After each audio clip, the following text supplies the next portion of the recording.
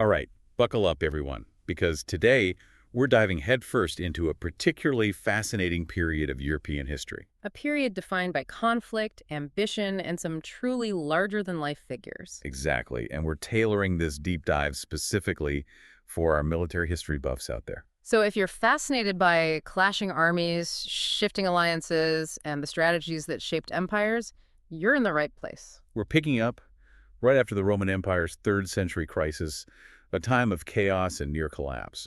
Things are starting to settle down, but it's a fragile peace, held together by a tenuous balance of power. Think of it like a smoldering fire ready to erupt at any moment. And one of the key figures fanning those flames is Constantine the Great. Now, Constantine was more than just an emperor. He was a master strategist who saw the potential of Christianity to unify a vast and diverse empire. He understood that shared faith could bind people together in ways that legions and laws sometimes couldn't. He was incredibly shrewd.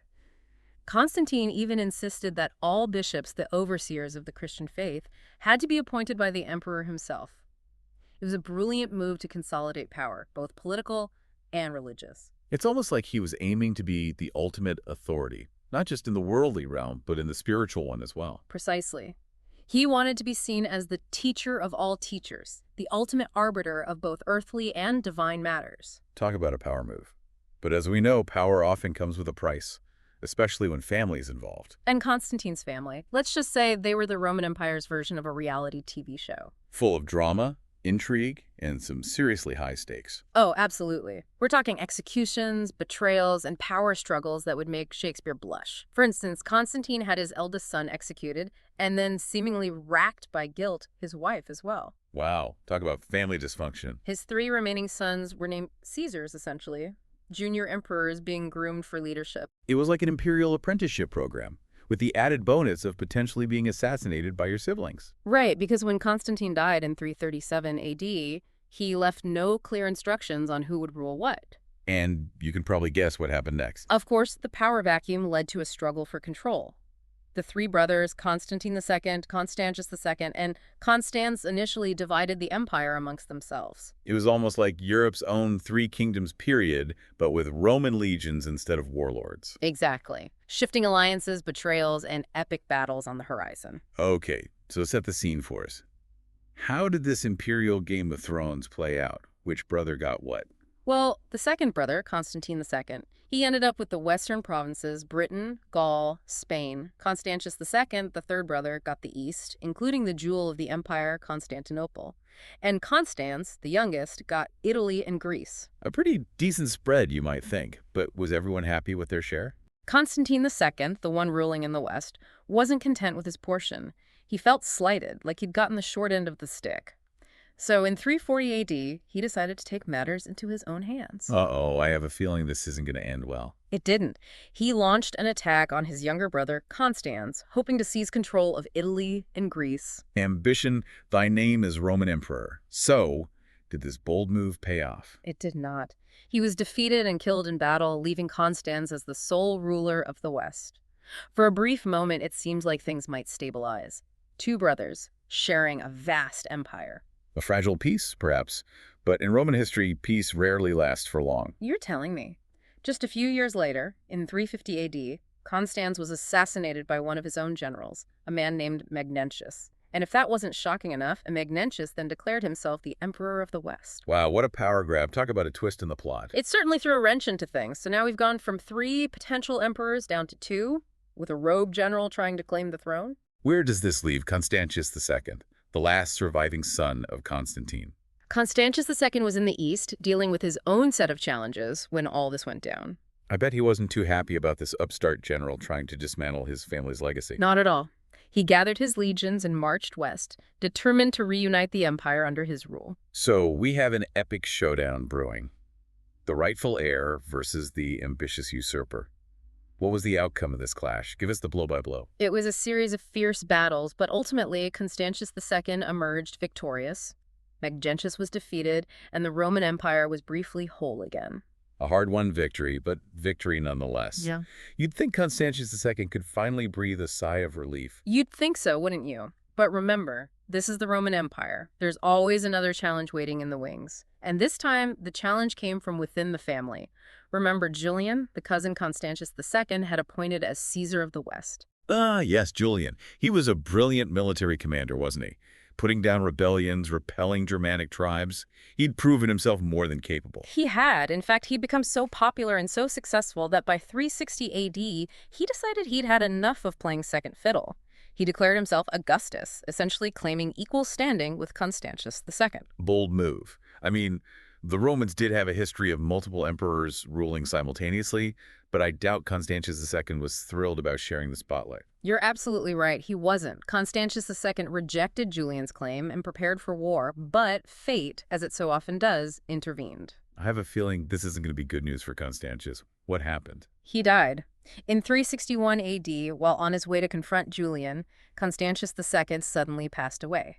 It changed the entire political landscape. Just like that, Julian found himself as the sole emperor of Rome. Wow, what a turn of events. From Caesar to Augustus in the blink of an eye. But there's more to Julian than just his military and political skills, right? He's also known as Julian the Apostate. That's right. He was a fascinating and complex figure. He rejected Christianity, which had been steadily gaining influence since Constantine's conversion, and he attempted to revive the old pagan traditions. So he was swimming against the tide, so to speak. Why do you think he did that? It's hard to say for sure. Some historians believe he was a genuine believer in the old gods, while others suggest it was a political move to undermine the growing power of the Christian church. Whatever his reasons, it made many Christians deeply uneasy. They feared a return to the days of persecution they had faced before Constantine's embrace of their faith. So Julian's reign was a period of upheaval, both politically and religiously. But like so many figures in this era, his time on the throne was cut tragically short. It was. In 363 AD, while on a campaign against the Persian Sassanid Empire, Julian was fatally wounded in battle. And what makes his death even more intriguing is that he refused to name an heir. He left it to his advisors to choose a successor. Can you imagine being one of those advisors? The fate of the Roman Empire resting on your shoulders. Who did they pick? They chose Jovian, the head of the imperial guard. Interesting choice. What was he like? Well, unfortunately for him and for the empire, his reign was incredibly short-lived. Oh no, what happened? Another assassination. A coup.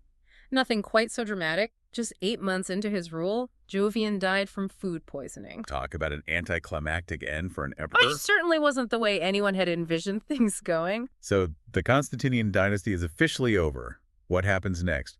Who steps into this power vacuum? This is where things get even more interesting from a military standpoint. In 364 AD, two brothers, Valentinian and Valens, are elected emperors of the West and East, respectively.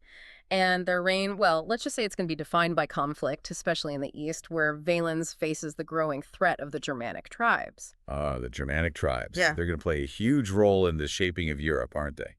But before we dive into that, I think we need a quick overview. Barbarians. It's a term that gets thrown around a lot when talking about this period, but what does it actually mean in this context? It's a term that needs some unpacking, for sure. Remember, for the Romans, barbarian was essentially shorthand for anyone who wasn't Roman. So it wasn't necessarily about being uncivilized or savage. It was more about being the other. Exactly. Now, to the west of the Roman Empire, you had the Celts groups like the Gauls, the Irish, and the Britons. To the north, you had the Germanic tribes. And within the Germanic tribes, there were several distinct groups: North Germanic, West Germanic, and East Germanic. Okay, so a lot of different groups lumped under that barbarian umbrella. Which ones are going to be the key players in the story we're about to uncover? The East Germanic tribes are the ones who will have the most significant impact on the Roman Empire and ultimately on the future of Europe. Groups like the Vandals, the Burgundians, the Ostrogoths, and the Visigoths. These are the tribes that will clash with the Romans, migrate across the continent, and leave their mark on everything from language to culture. Got it. So these East Germanic tribes are the ones to watch. Now, you mentioned that Valens, the Eastern Roman emperor, was facing a growing threat from these tribes. What was the nature of that threat? Well, Valens had been battling the Visigoths for years. It was a grueling war of attrition, with neither side gaining a decisive advantage. Finally, in 369 AD, they agreed to a treaty, hoping for a period of peace. But that peace was about to be shattered by the arrival of a new and terrifying force on the scene. The Huns. Now, their arrival in Europe is one of those pivotal moments that changes everything. But before we dive into the chaos they unleashed, let's take a moment to understand who they were and where they came from. The Huns are one of history's great enigmas. They were nomadic people, incredibly fierce warriors who lived for battle and plunder. Their horsemanship and archery skills were legendary.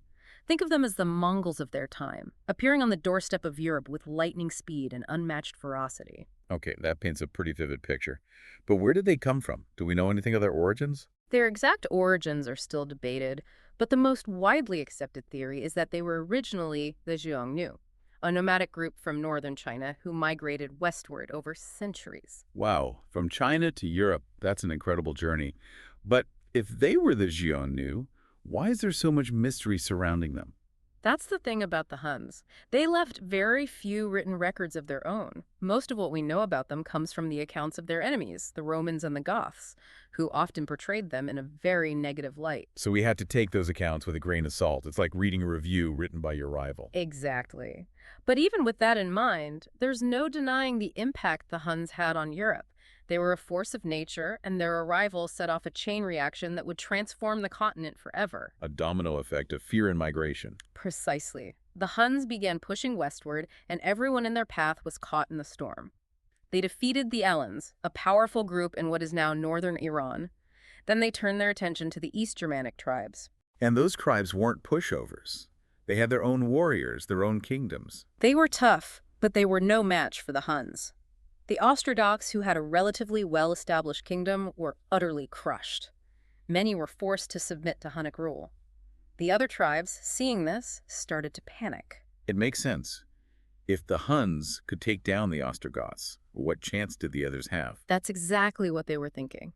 The Burgundians and the Vandals, seeing what had befallen the Ostrogoths, decided to cut their losses and flee westward. They headed towards the Rhine River, hoping to find safety within Roman territory. But the Visigoths, remember them, they had a history with the Romans, a mix of conflict and uneasy alliances. They made a different and ultimately fateful decision. They appealed to Valens for help, didn't they? They begged him to let them cross the Danube River and settle within Roman territory, seeking protection from the Hunnic onslaught. Talk about a desperate plea. What did Valens do? This is where we reach a pivotal moment in European history.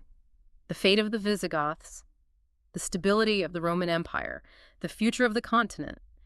It all hinged on Valens' decision. Would he grant them refuge, or would he turn them away, leaving them to face the wrath of the Huns? That's a question for the ages, isn't it? And one we'll have to explore in our next deep dive. Stay tuned. So let's put ourselves back in that moment for a second. Okay, I'm picturing it. The Visigoths, battered and desperate, pleading with the Romans for protection. And the Huns, with their fearsome reputation, breathing down their necks. It was a decision that could reshape the map of Europe. What a high-stakes poker game. Oh, absolutely. So did Valens roll the dice and let the Visigoths in? He did. In 376 AD, Valens allowed the Visigoths to cross the Danube River and settle within Roman territory. Interesting. I mean, on the surface, it seems like a humanitarian gesture. Right. Offering refuge to those fleeing violence. But I imagine there were some strategic considerations at play as well. Oh, for sure. Valens wasn't just being charitable. He was a shrewd military mind. He saw the Visigoths as potential assets, you see. I see. Battle-hardened troops. Right. Maybe even future Roman citizens. He imagined bolstering his army, maybe even integrating them into Roman society as, loyal subjects. Okay, I see the logic there. Turn potential enemies into a source of military strength. A classic Roman tactic. But introducing such a large foreign population into the empire, that had to come with some risks as well. Oh, without a doubt. Integrating a large group of people with different customs and beliefs is never easy, and the Roman officials tasked with managing the Visigoths. I'm sensing they weren't exactly known for their diplomacy or sensitivity. Let's just say there was a lack of cultural sensitivity. Oh boy, yeah, this is not sounding good. What happened? Did this integration plan backfire? Spectacularly. The Roman officials in charge were corrupt, they were greedy, they exploited the Visigoths. Exploited how? Charging exorbitant prices for food, for supplies. Remember, these were people who had just fled their homes. They were vulnerable. Desperate. Yeah. That's adding insult to injury.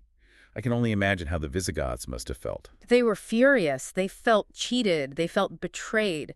Deeply resentful. Rightfully so. And it wasn't long before this resentment boiled over into open rebellion. So Valens' plan to turn the Visigoths into loyal Roman subjects, it blew up in his face. You could say that. So what happened when this rebellion ignited? How did the Romans respond? It all culminated in a battle that would change the course of Roman history. Oh, Rigel? The Battle of Adrianople in 378 AD.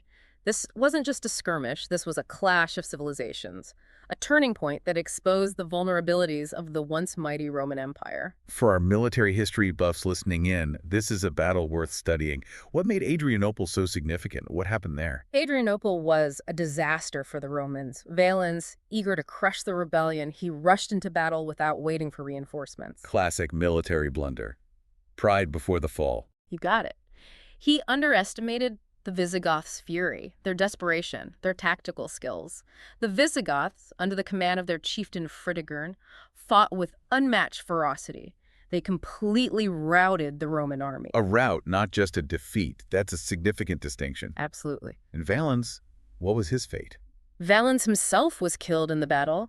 He became the first Roman emperor to die in battle against a barbarian force since the 3rd century crisis. It was a huge symbolic blow. Think about it. The empire that had once conquered vast swaths of the known world, the empire that had prided itself on its military prowess, was now being humbled by a group they had dismissed as barbarian. Yeah, the psychological impact of that was enormous. It sent shockwaves throughout the empire. It wasn't just a military defeat, it was a blow to their sense of invincibility. Adrianople exposed the cracks in the Roman facade, Right. showed the growing fragility of an empire facing internal strife and external pressures. Absolutely. And it set a dangerous precedent. It did. Other tribes, seeing the Visigoths' victory, realized that Rome was not invincible. The balance of power in Europe was shifting. This emboldened those who had once been cowed by Roman might. So in a way, Adrianople was the beginning of the end for the Western Roman Empire, the first domino to fall. It was a pivotal event, that's for sure. It's impossible to say definitively whether the empire could have recovered from such a blow, but Adrianople undoubtedly accelerated its decline. We've covered a lot of ground here, from Constantine's shrewd use of Christianity to his son's bloody power struggles, the brief reign of Julian the Apostate, and now the arrival of the Huns and the devastating consequences of the Battle of Adrianople. It's a period of history packed with drama, intrigue, and military clashes that really shaped the destiny of Europe. It really highlights the complex interplay of factors that drive historical change: the ambition of leaders, the migration of peoples, the clash of cultures and ideologies. And it underscores the importance of understanding these forces not just as isolated events, but as interconnected pieces of a larger puzzle. Absolutely. So for our listeners who are fascinated by military history, what are some of the key takeaways from this era? What lessons can we learn from these conflicts and their impact on the course of history? Well, first and foremost, we see the importance of adaptability in warfare. The Romans, for all their military might, were often slow to adapt to new enemies and new tactics. The Huns, with their lightning-fast cavalry and devastating archery, represented a completely different type of warfare than the Romans were used to, and they struggled to adapt. Sticking to the old playbook can be fatal, even for the most powerful empires. Right. What else? We also see the importance of logistics and supply lines in warfare. The Romans were masters of logistics, but their ability to maintain those supply lines became increasingly strained as the empire expanded and faced more and more external threats. Well, it's like a game of chess. You can have the most powerful pieces, but if you can't move them effectively, you're going to lose. Exactly. And finally, we see the importance of leadership, both in times of war and peace. Strong, decisive leadership can make all the difference in a conflict. But equally important is the ability to manage diversity, to integrate different peoples and cultures in a way that fosters stability rather than resentment. That's a valuable lesson for any leader in any era. So as we wrap up this deep dive into a pivotal period of European history, what's the one thought you'd like our listeners to take away from this conversation? I think it's important to remember that history is not just a collection of dates and battles. It's a tapestry woven from the choices people made, the consequences of those choices, and the unforeseen events that shape the destiny of nations. Beautifully put. And with that, we'll leave you to ponder the complexities of this fascinating period. Stay tuned for our next deep dive, where we'll explore more of the turning points that have shaped our world. Last time, we left off with the Roman Empire reeling after that devastating defeat at Adrianople. The Visigoths, once refugees seeking protection, were now a force to be reckoned with right in the heart of Roman territory. Yeah, Valens' gamble had backfired in a big way, trying to harness their military strength for Rome's benefit, but instead he basically unleashed a force that contributed to the empire's downfall. So what happened in the aftermath of Adrianople? Did the Romans attempt to, you know, regain control, Yeah. push back against the Visigoths? They tried, but the empire, well, it was stretched thin, internal strife, economic troubles, constant pressure from other barbarian groups. It made it really difficult to focus their efforts. And of course, those legions, once the symbol of Rome's might, they were struggling to contain these forces. Exactly. It's almost as if, well, you see those cracks forming in a dam. You know something big is going to happen, but not sure where the breach will occur. That's a perfect analogy. And in this case, those cracks were getting wider on multiple fronts. The Visigoths, emboldened by their victory at Adrianople, they kept raiding and plundering Roman territory. And other Germanic tribes, seeing Rome's weakness, they started to get a lot more aggressive. So it wasn't just about one battle. No. Adrianople, it was a symptom of this much deeper crisis, Mm. a crisis of leadership, lack of resources, maybe even identity for the Roman Empire. Exactly. The empire was having a hard time adapting to this changing world, a world where their old ways, their traditional methods of warfare and governance just weren't working as well as they used to. The arrival of the Huns had been a catalyst, but those underlying problems had been brewing for centuries. It's fascinating and tragic to see how a once mighty empire could be brought low. It is. It shows that even the most powerful civilizations aren't immune to the forces of history. Yeah. It's also a reminder that history isn't always a straight line. You know, there are moments of great upheaval where the order of things is shattered and the future's uncertain. The period we've been talking about, this is one of those moments. So as we wrap up this deep dive into, well, the fall of the Roman Empire, what's the key takeaway for our military history buffs out there? What can we learn from Rome's struggles? Well, one of the biggest lessons, I think, is don't underestimate your opponents. The Romans, for all their power, they were used to dealing with a certain type of enemy. But the Huns and the Visigoths, they represented something completely different. Their ferocity, their mobility, they were adaptable. Yes, and the Romans were caught off guard. It just goes to show that in any conflict, it's crucial to know your enemy. Their strengths and weaknesses. And to adapt. For sure. Another lesson is the importance of unity. A divided empire, like Rome was at the time, facing threats from within and outside, is just that much more vulnerable. Yeah, united we stand, divided we fall. Exactly.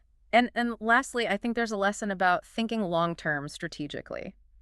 Valens allowing the Visigoths into Roman territory might have made sense in the short term, but those long-term consequences were disastrous. It shows that leaders need to think beyond those immediate crises. Right.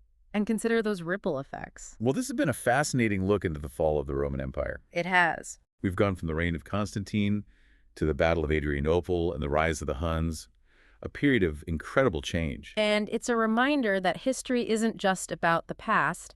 It's about understanding the forces that have shaped our world, the challenges that societies have faced, and what we can learn from them, their triumphs and their failures. Thank you all for joining us on this deep dive into, well, the fall of the Roman Empire. We hope you enjoyed the journey and encourage you to keep exploring history. There's always something new to discover.